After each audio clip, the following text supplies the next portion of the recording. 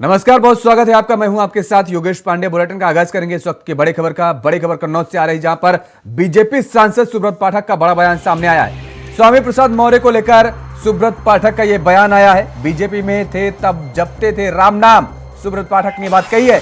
हर रोज रामचरितमानस पढ़ते थे। सपा रामद्रोहियों की पार्टी है, राम भक्तों के हत्यारों की पार्टी है समाजवादी पार्टी। सुब्रत पाठक ने कहा ये बात। स्वामी प्रसाद मौर्य पर रहता होगा प्रेशर, विशेष वर्ग को खुश करने के लिए राम को गाली दी गई है। स्वामी प्रसाद मौर्य के दिए गए बयान पर सुब्रत पाठक ने यह बड़ा आरोप समाजवादी पार्टी पर लगाया है। जब राम को गाली देंगे तो वो विशेष लोग होंगे खुश, विशेष वर्ग खुश होगा तो विशेष वर्ग का वोट मिलेगा, ये बात कही गई है सुब्रत पाठक की तरफ से। भारतीय जनता पार्टी के सांसद हैं सुब्रत पाठक कन्नौज से, जिन्होंने ये बड़ा बयान दिया है और समाजवादी पार्टी को आड़े हाथों लिया है। ये मुझे ध्यान में है कि अभी जब भारतीय जनता पार्टी में थे तो ये प्रतिदिन रामचरितमानस पढ़ते थे और दिन भर राम राम जपते थे। लेकिन अब वहाँ पर गए तो रामद्रोहियों की पार्टी में जाएंगे, जिन्होंने राम भक्तों के जो हत्यारे, और रामद्रोही की पार्टी में जाकर यदि इस प्रकार का उनको कहीं ना कहीं प्रेशर रहता है, क्योंकि एक नहीं अनेकों लोग वहाँ के इस प्रकार के हैं, तो कोई विशेष वोट बैंक को खुश कैसे किया जाए। तो जब राम को गाली देंगे तो ही विशेष लोग खुश होंगे, तो विशेष लोगों को खुश करने के लिए वो इस प्रकार की बात कर रहे हैं। तो मुझे इसमें कोई कहना नहीं है। तो रामद्रोहियों की पार्टी है, अखिलेश जी के इशारे पर सब हो रहा है।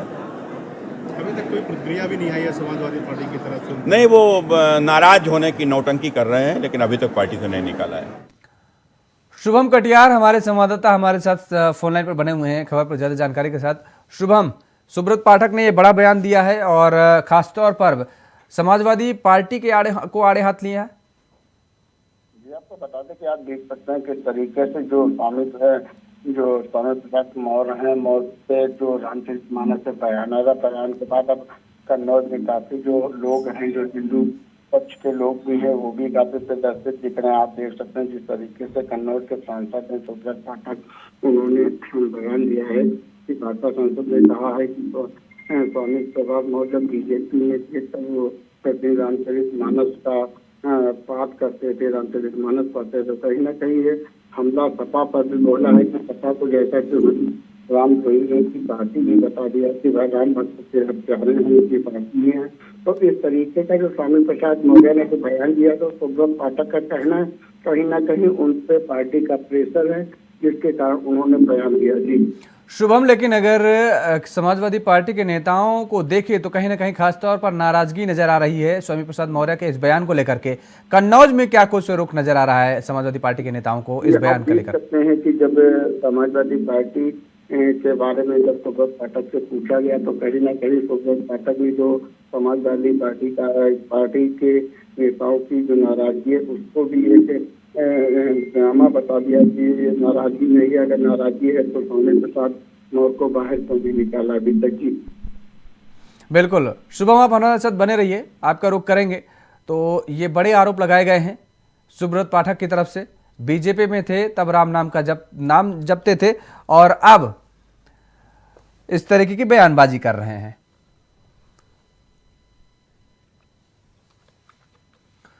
तो रामचरितमानस को लेकर की गई विवादित टिप्पणी के बाद समाजवादी पार्टी के नेता और एमएलसी स्वामी प्रसाद मौर्य की मुश्किलें बढ़ गई हैं। दरअसल उनके खिलाफ लखनऊ में एफआईआर दर्ज की गई है। जानकारी के मुताबिक ऐशबाग के शिवेंद्र मिश्रा ने उनके खिलाफ एफआईआर दर्ज कराई है। स्वामी प्रसाद मौर्य ने हाल ही में रामचरितमानस को लेकर विवादित बयान दिया था। उन्होंने कहा था कि कई करोड़ लोग रामचरितमानस को नहीं पढ़ते, सब बकवास है, यह तुलसीदास ने अपनी खुशी के लिए लिखा है। सरकार को इसका संज्ञान लेते हुए रामचरितमानस से जो आपत्तिजनक अंश हैं उसे बाहर करना चाहिए या इस पूरी पुस्तक को ही बैन कर देना चाहिए। जिसके बाद यूपी में स्वामी प्रसाद मौर्य के खिलाफ एफआईआर दर्ज हो चुकी है। अब वहीं हिंदू महासभा ने स्वामी के जेब काटने पर इनाम भी रख दिया है। देखिए, वो उनका व्यक्तिगत बयान है, पार्टी का बयान नहीं है। और हम लोग तो भगवान राम के आदर्शों पर चलने वाले लोग हैं, भगवान कृष्ण के आदर्शों पर चलने वाले लोग हैं। तो उनके बयान पार्टी का बयान नहीं है। रब कुल रीत सदा चले आई, वचन जाए पर वचन न जाए। क्या भारतीय जनता पार्टी के लोग चल रहे हैं भगवान राम के आदर्शों पर? भगवान कभी झूठ नहीं बोलते। ये तो भगवान राम कोई बेच रहे हैं। बागेश्वर धाम के पीठाधीश्वर धीरेन्द्र शास्त्री इन दिनों विवादों के घेरे में हैं, जिस पर यूपी के राज्य मंत्री ठाकुर रघुराज सिंह का बड़ा बयान सामने आया है। राज्य मंत्री ने साफ तौर पर कहा है कि वो पूरी तरह से बागेश्वर महाराज का पूरी तरह से समर्थन करते हैं। 26 साल की उम्र में ईश्वर ने उनको इतनी सद्बुद्धि और ज्ञान दे दिया है कि आज पूरा देश उन्हें उनके नाम से जानता है। मैं टीवी पर जगत गुरु रामभद्राचार्य जी को भी सुन रहा था, उन्होंने कहा और आगे उन्होंने कहा कि जो भी मेरा शिष्य कह रहा है वो सही कह रहा है। उन्होंने कहा कि बागेश्वर महाराज धर्म के अनुयायी और धर्म का ध्वजा लहराने वाले हैं, इसलिए मैं उनका पुरजोर समर्थक हूं। बागेश्वर महाराज के मैं तन मन धन से समर्थक हूं उनका, क्योंकि 26 साल की आयु में भगवान ने उनको इतनी सद्बुद्धि और इतना ज्ञान दे दिया है कि जगत गुरु रामभद्राचार्य जी को मैं कल सुनना था, उन्होंने कही जो भी मेरा शिष्य कह रहा है सही कह रहा है। तो इसलिए धर्म के अनुयायी हैं, धर्म की ध्वजा लहरा रहे हैं, मैं उनका पूरा पुरजोर समर्थक हूं और हर तरह से उनका समर्थन करता हूं। उनको भगवान 1000 वर्ष की आयु दे, क्योंकि हिंदू राष्ट्र तो बनेगा ही। इसमें गाहे बगाहे कांग्रेस के वरिष्ठ नेता दिग्विजय सिंह के बयान कांग्रेस के लिए फजीहत बनते रहते हैं और इस बार सर्जिकल स्ट्राइक पर दिया उनका एक बयान जहां बीजेपी नेताओं के लिए हथियार बन गया है, वहीं कांग्रेस उनके निशाने पर आ गई है। बीजेपी नेताओं के लगातार हमलों के बाद कांग्रेस पार्टी के तमाम नेता दिग्विजय के बयान से कन्नी काटते हुए उसे कांग्रेस का ही नहीं बल्कि उनका निजी मत कह रहे हैं। चाहे राहुल गांधी हो, जयराम रमेश हो या फिर कमलनाथ, सभी ने दिग्विजय के बयान से किनारा कर लिया है। सर्जिकल स्ट्राइक की बात करते हैं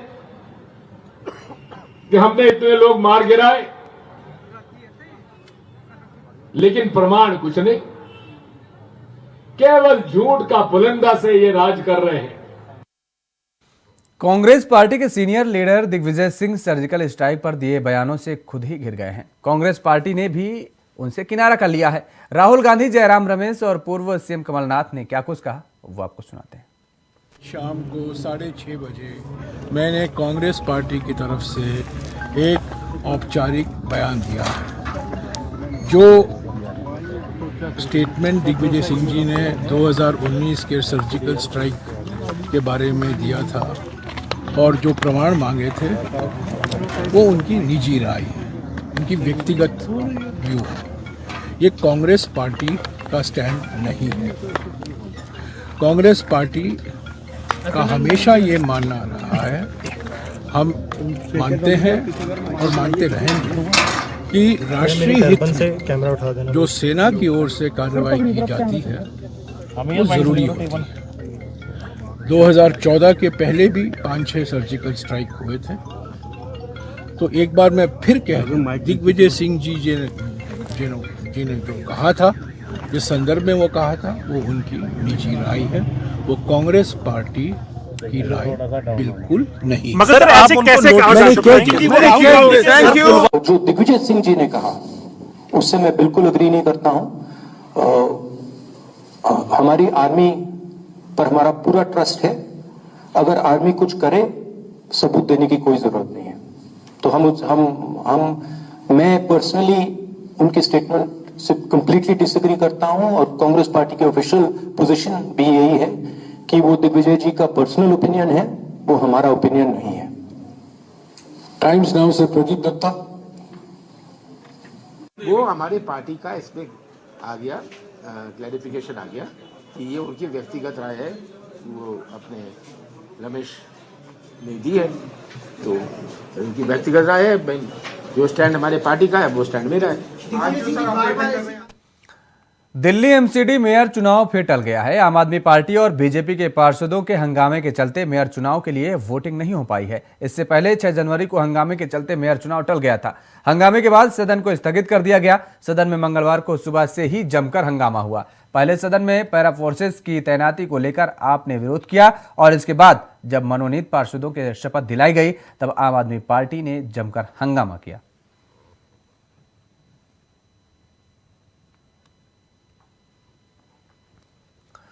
शपथ ग्रहण समारोह के बाद एमसीडी के सदन में हुए हंगामे के बाद सदन की कार्यवाही को मेयर, डिप्टी मेयर के चुनाव होने से पहले ही स्थगित करना पड़ा। इस फैसले पर बीजेपी के विधायक ने कहा कि जनता ने आम आदमी पार्टी को चुना, मगर बीजेपी मेयर ही नहीं बनने दे रही।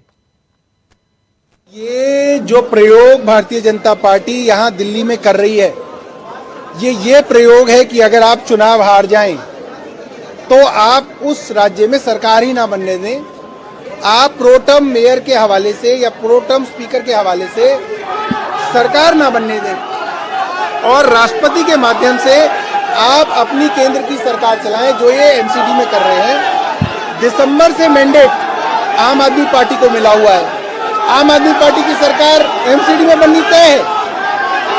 अब सिर्फ धक्काशाही से, एक गैरकानूनी अनकॉन्स्टिट्यूशनल तरीके से ये लोग एलजी के द्वारा जो है एमसीडी चला रहे हैं पिछले 2 महीने से, और आगे भी ये इसी तरीके से चलाना चाहते हैं। लेकिन ये बताइए, आम आदमी पार्टी और भाजपा के झगड़े में दिल्ली की जनता कब तक खुशी है?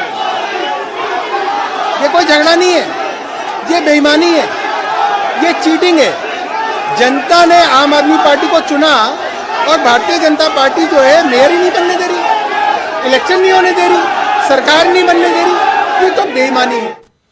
खबर यूपी से है, जहां जौनपुर जिले के सराय ख्वाजा थाना क्षेत्र के गढ़वार गांव के रहने वाले ग्रामीणों ने रविवार को आसमान में एक विशालकाय गिद्ध को उड़ते हुए देखा। थोड़ी ही देर बाद वो गिद्ध गढ़वार और पालमऊ गांव के बॉर्डर के समीप गिर गया। गिद्ध के गिरने के बाद कुत्ते उसके पास पहुंच गए। ग्रामीणों के पहुंचने के बाद ही गिद्ध उड़ने में असमर्थ था। जब उसके पास पहुंचकर उसे पकड़ने का प्रयास किया गया तो वो ग्रामीणों पर हमला करने लगा और इसकी बड़े पंख और चोंच को देखकर ग्रामीण डर गए और उसके पास जाने की हिम्मत नहीं कर पाए। हालांकि बाद में किसी तरह हौसला करके गांव के कुछ युवा उसके पास पहुंचे और उसके पंखों को पकड़ लिया।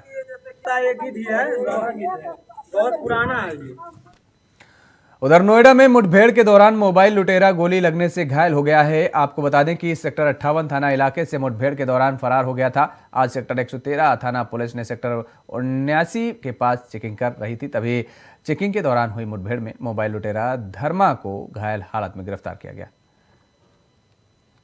देखिए, आज एफएनजी रोड पर अंडरपास के पास हमारी टीम 63 की एसएचओ सभी लोग चेकिंग कर रहे थे। उसी दौरान एक स्कूटी से व्यक्ति आता हुआ दिखाई पड़ा। उसको रोकने का प्रयास किया गया तो बहुत तेज़ी से वो भागा और पुलिस पार्टी के ऊपर फायरिंग की उसने। जवाबी कार्रवाई में आत्मरक्षा पुलिस पार्टी ने भी फायरिंग की, जिससे उस बदमाश के पैर में गोली लगी है। उसका नाम जला भुना है। ये गैंगस्टर में 63 से वांछित चल रहा था। इसके ऊपर लगभग 2 दर्जन के करीब मुकदमे हैं। इसे अस्पताल भेजा गया है। इसके पास से स्कूटी, तमंचा, कारतूस बरामद हुआ है। इस पर पूर्व से ही 25,000 रुपये का इनाम घोषित किया गया था। इसके अन्य क्रिमिनल हिस्ट्री का हम पता कर रहे हैं।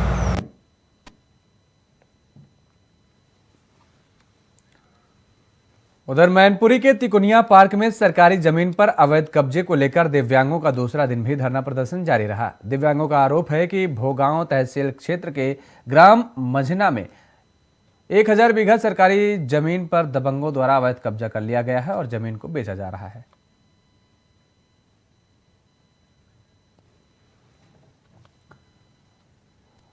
उत्तर प्रदेश के मुजफ्फरनगर जिले में स्थित नगर पालिका में उस समय अफरा तफरी मच गई जब 2 युवकों ने कार्यालय में बैठे नगर पालिका के जेई के साथ मारपीट की घटना को अंजाम दिया है।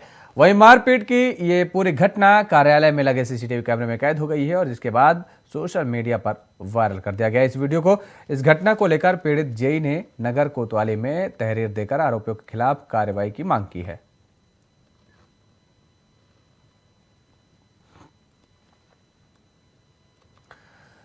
रामचरितमानस पर इस तरह का बयान देकर समाजवादी पार्टी के नेता स्वामी प्रसाद मौर्य ने अज्ञानता का परिचय दिया है। प्रभु श्री राम भारत के प्राण हैं, भारत की आत्मा है और करोड़ों लोगों की आस्था है। लेकिन प्रभु श्री राम पर इस तरह के तुच्छ राजनीति कर स्वामी प्रसाद मौर्य आखिर दर्शाना क्या चाहते हैं, जरा इस रिपोर्ट को देखिए। बिनु सत्संग विवेक न होई, जिसको चौपाई बोलना नहीं आता वो भी मुश्किल में फंसे सपा नेता स्वामी प्रसाद मौर्य 3 थानों में शिकायत दर्ज करने के लिए तहरीर। अंग्रेजी में एक कहावत है, लिटिल नॉलेज डेंजरस थिंग। ये कहावत स्वामी प्रसाद मौर्य जैसे लोगों पर सटीक बैठती है। पहले बिहार के शिक्षा मंत्री और अब स्वामी प्रसाद मौर्य ने रामचरितमानस पर जो बयान दिया है, उससे तो यही कहा जा सकता है, आलोचना से पहले रामायण की चौपाइयों में किए गए पूरे संवाद को समझना पड़ेगा और समझने के लिए आपको आध्यात्मिक होना पड़ेगा। प्रभु श्री राम के चरणों में श्रद्धा रखनी होगी, नफरत की राजनीति से ऊपर उठना होगा।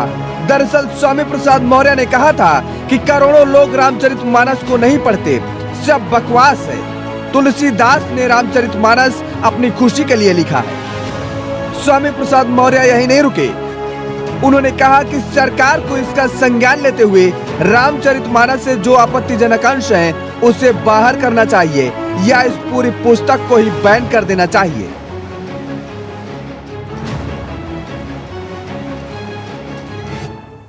यानी schedule caste, backward class, schedule tribes को पढ़ने लिखने का अधिकार अंग्रेजों की हुकूमत में मिला। जब तुलसी बाबा ने रामायण लिखा तो उसमें तो अधिकार ही नहीं था, तब कहां शिक्षा देने की बात आ गई। और भी लिखते हैं कि ढोल गमार सूद प्रश्नारी सकल ताड़ना के अधिकार, ये तो हो गया। अब आगे आइए, एक जगह लिखते हैं कि पूजे ही विप्र सकल गुणहीना, सकल गुणहीना यानी समस्त गुणों से हीन, लंपट हो, व्यभिचारी हो, दुराचारी हो, देशद्रोही हो, अनपढ़ हो, गंवार हो, फिर भी अगर ब्राह्मण है तो पूजिए। लेकिन पूजे ही न शूद्र गुण ज्ञान प्रवीणा, कितना भी ज्ञानी क्यों न हो, कितना भी विद्वान क्यों न हो, कितना भी ज्ञाता क्यों न हो, लेकिन शूद्र है तो उसका सम्मान मत करिए। क्या यही धर्म है? यही धर्म है?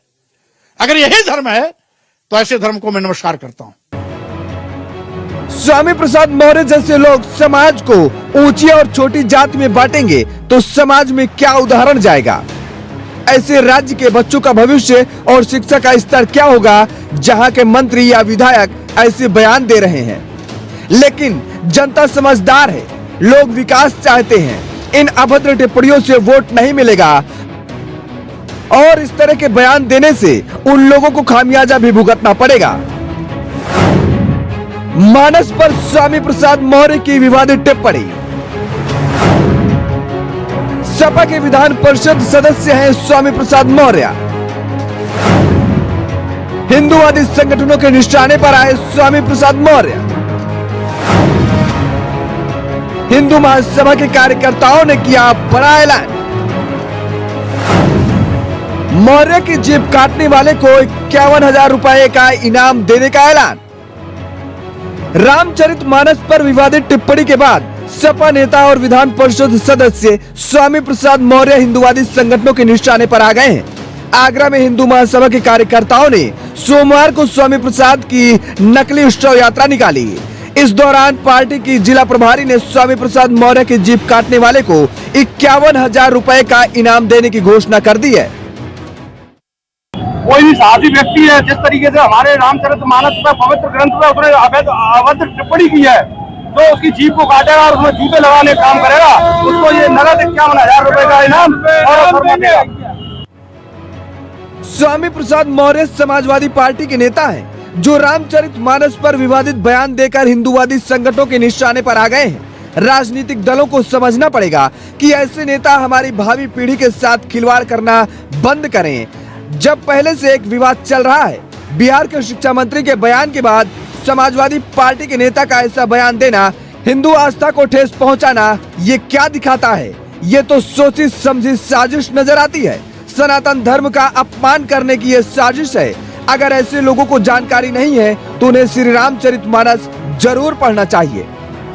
News desk, India voice.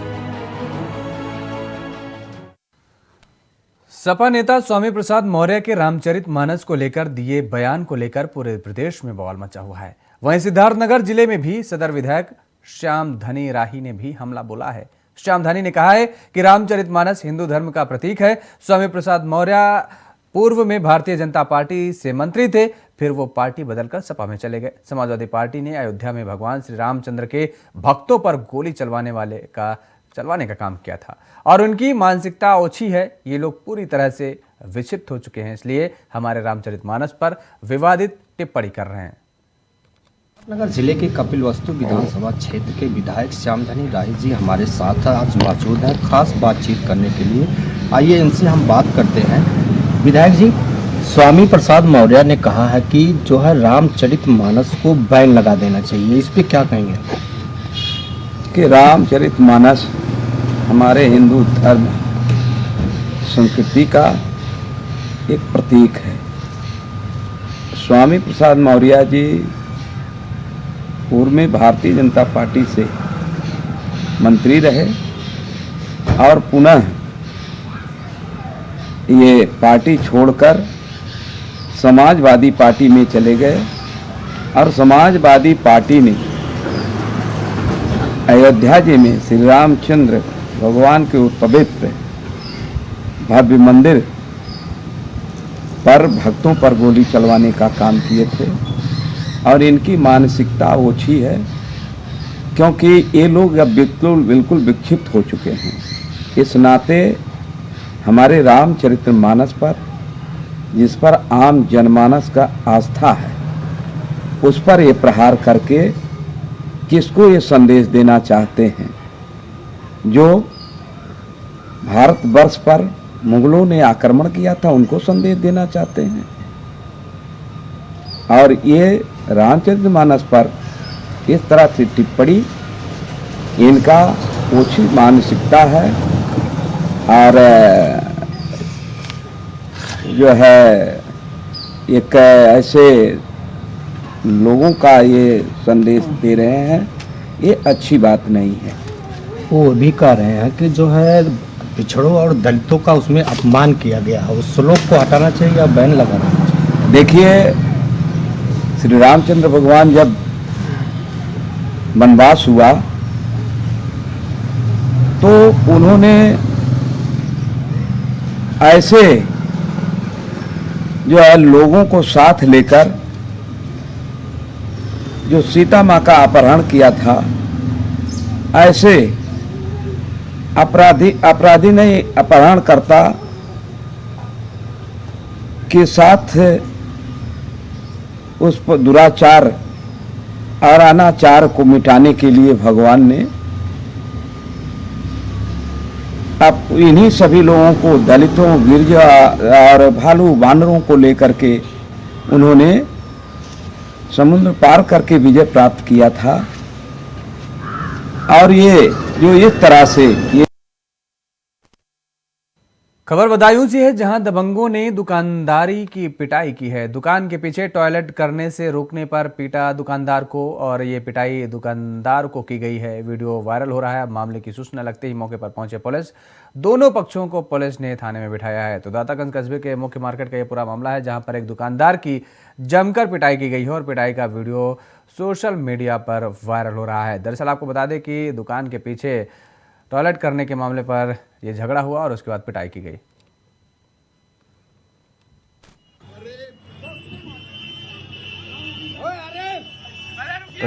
तस्वीरें आप देख सकते हैं किस तरीके से ये मार पिटाई का वीडियो चल रहा है।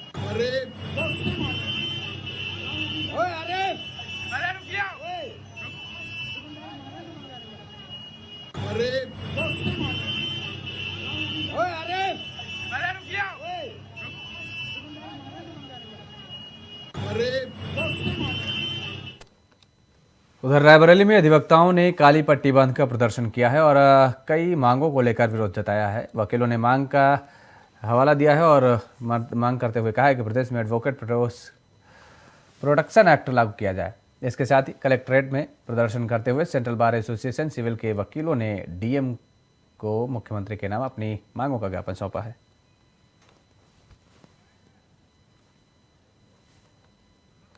5 सूत्री 6 सूत्री मांगों के लिए ज्ञापन देने आए हैं, जिसमें हमारा मुख्य है कि हमारे जो अधिवक्ताओं को 5 लाख का मुख्य चिकित्सा बीमा जो है कराया जाए, तुरंत कराओ, उससे जो इसे जो है आयुष्मान योजना से जो है जोड़ा जाए।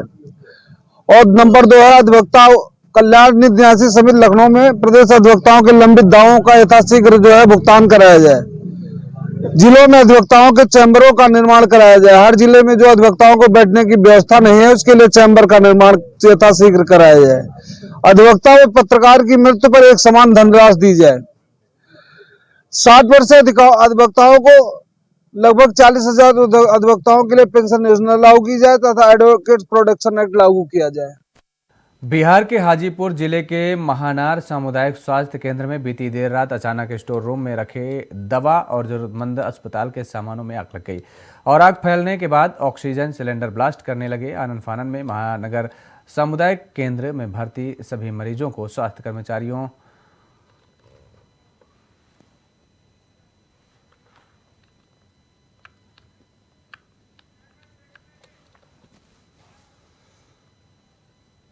और बड़ी खबर है, आपको बता दें कि ऑस्कर में नाटू नाटू गाना नॉमिनेट हुआ है। फिल्म RRR में ये गाना गाया गया था और फिल्म RRR के गाने का ऑस्कर में नॉमिनेशन हुआ है। फिल्म RRR की ने इतिहास रच दिया है। ऑस्कर की रेस में राजा मौली के फिल्म का गाना, तो फिल्म RRR में ये गाना शामिल हुआ है। आपको बता दें कि फिल्म RRR में ने इतिहास रच दिया है। ये गाना गया था RRR में और ऑस्कर की रेस में राजा मौली की फिल्म का गाना ऑस्कर में नाटू नाटू गाना नॉमिनेट हुआ है। बड़ी खबर है, आपको बता दें कि ऑस्कर में नाटू नाटू गाना नॉमिनेट हुआ है। ये बड़ी उपलब्धि हासिल की है RRR फिल्म ने।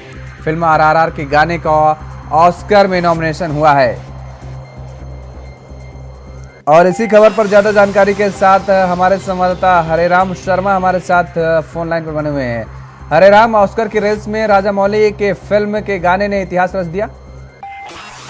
योगेश, आपको बता दें कि इससे पहले RRR के इसी गाने को गोल्डन ग्लोब अवार्ड से सम्मानित किया गया था। उसके बाद इसी फिल्म के इसी गाने को लेकर इस क्रिटिक चॉइस अवार्ड से भी नवाजा गया था और इसके बाद फिर अब ऑस्कर के लिए नॉमिनेशन हुआ है, जो भारत के लिए एक बहुत बड़ी उपलब्धि है। बहुत बहुत शुक्रिया तमाम सारी जानकारी देने के लिए। बुलेटिन में फिलहाल इतना ही। खबरों के लिए आप बने रहिए इंडिया वॉइस के साथ। नमस्कार।